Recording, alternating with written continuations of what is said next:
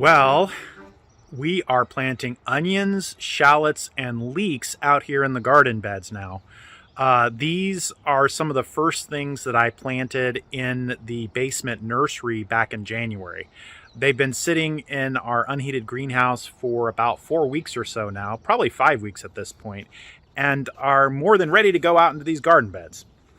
So I've continued to be making the holes with my stick and putting down fertilizer so Caroline, my wife, can put the plugs in the ground at her leisure, which she's been doing over the last couple of days.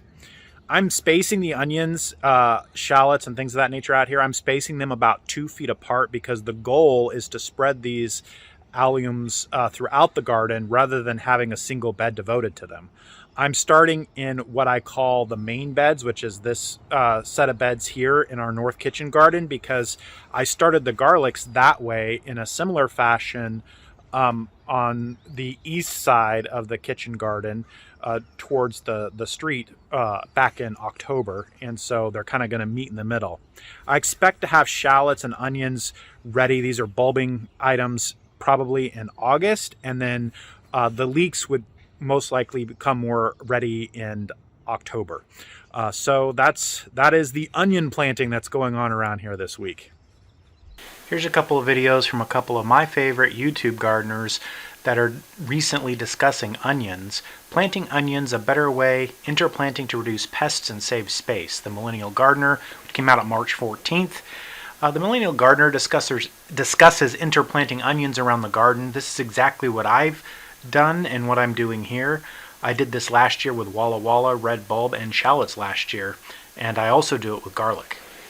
The second video, 8 tips to grow perfect onions, garlic, and leeks from Epic Gardening, also out on March 14th. Kevin in Epic Gardening has become another one of those YouTube staples for me. He generally covers topics thoroughly and from multiple angles. I plant leek seeds in cell trays and then transplant. This method of just burying the starts deeper for the wider stems is genius, I think. So I'm going to give it a try.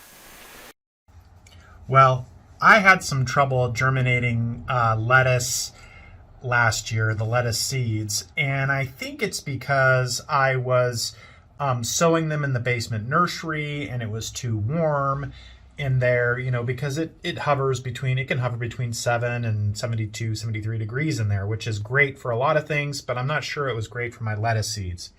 So I'm planting the seeds in cell trays and putting them in the unheated greenhouse here immediately for germination, not having them in the greenhouse. And while it can get here with the door open, it can get up to the high 60s. At night it's still in the 40s.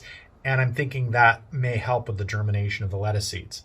I also saw something recently in how other YouTube gardeners were planting densely in rows in cell trays, or not cell trays, excuse me, in seedling trays, the kind that are just the seedling flats where it's just dirt, they're not individual cells. And then they plant the lettuce densely, and then they come in and they prick them out one by one to put them in individual cells. And while they didn't say that it helped to plant a lot of seed densely, it made me think that perhaps that's part of the trick. And so I've been, seed packets of lettuce are very, lots of seeds in them, but I've been kind of stingy with them, like 1 or 2 seeds per cell. So this year what I'm doing is I'm just throwing a lot of seed in each cell, like 4 or 5 seeds, whatever kind of fits in the pinch of my fingers, I'm throwing in each cell. And perhaps that'll give me a nice kind of carpet of lettuce, and then I can pull out the stuff I don't need, or I can pinch it out and put it into another cell or whatever. And it'll give me like a nice carpet of germination is what I'm hoping. And we'll see if that improves my lettuce germination issues. I'm planting romaine lettuce, and I'm trying out several of the Salanova varieties this year, including both red and green butter lettuces and red and green oak leaf lettuces. So stay tuned to see how all of this lettuce seed planting and growing happens here in the garden. Well, I don't do a great job of weatherizing my pipes around here, and this is the second year in a row where when we go to turn on the water back on out here, the outdoor water system out here, which is used for the outdoor sink and for the watering out in the north kitchen garden, and just generally the watering around the garden here. That system, when we go to turn it on, we find leaks and we find where pipes have busted, which means I didn't do a great job of getting those kind of pipes drained out before the winter freeze came in. So you can see we found one area where the pipe is busted. We're still diagnosing. And we also sometimes find that an entire faucet, like the ball bearing inside or whatever, is busted. So even though the faucet looks like it's closed, it still kind of runs water. So that kind of faucet would have to be replaced as well. So that's one of the projects we're having to do here, kind of ad hoc in the garden, is go around and patch up and fix some of the plumbing here and there. Well, when I do beets, I multi-sow beet seeds in cell trays like these here. And this year I have Golden Boy beets. I have a variety called Subeto, S-U-B-E-T-O, and I have Cylindra beets, and Cylindra are designed to be the longer ones. And you can see other YouTube gardeners that discuss the concept of multi-sowing, so it's definitely not unique to me.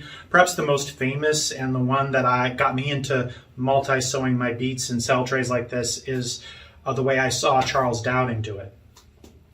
The Subeto and the Cylindra beet seeds, I got those from Johnny Seeds, and the seeds for the Subeto ones at least were pelleted, which is new to me. I'm not sure what the value of pelleting beet seeds is, because I get pelleting for like real little seeds like lettuce or very small kinds of brassica type seeds, but beet seeds are usually fairly big in and of themselves, and so I'm not sure why I got them pelleted. I may have done that because I just don't remember why I got them pelleted, I should say, but I may have done that because that was the only variety available, with kind of seeds being in high demand this last couple of years. You don't always get the exact thing that you're looking for, so that might be why I chose pelleted in that case. But yeah, that's how I'm handling beets. Get them in the cell trays. They'll come up into little starts in the next few weeks, and then we'll have them in the greenhouse, and then again back out into the garden beds. Well, in this segment, I want to try something new and point you to some of my favorite YouTube gardeners and some of their recent videos. These are actually from a couple weeks ago. The first on this list is the live seedling room tour from You Can't Eat the Grass. It was posted March 14th, 2022. And this week on that video, I learned from Serena that I should pinch my snapdragons. The second one on the list, Good King Henry, a perennial food crop, tips for cultivation from Parkrose Permaculture, March 15th, 2022. She is local here in the Portland metro area where I'm at, so that's one of the reasons I love watching her videos. She's a genuinely nice person who wants to help others, and I've learned a lot about the permaculture lifestyle watching her and what she talks about. It's not really my style, but I respect the connection she makes between life philosophies and her garden practice. In this video, she teaches about Good King Henry, a perennial I have never heard of before. The next one is We Grow High Intensity Lettuce from M.I. Gardner, which was posted March 15th, 2022. If you follow gardeners on YouTube, Luke from M.I. Gardner is a staple. In this video, he talks about intensive lettuce growing. This kind of extreme close spacing isn't what I would do at this point, but I like to interplant lettuce throughout the garden. And finally, propagating like this will set your flower farm apart from The Flower Guy, posted March 15th, 2022. This young flower farmer shows how he propagates dahlias from cuttings. So there are just a few of my favorites from a couple weeks ago, and if this segment is helpful to you all, I will keep it up. Maybe post in the comments if this is a good segment, and maybe if you have garden channels that you'd like to point me to, or you yourself have a garden channel, I would love to hear about it. Thanks, everyone.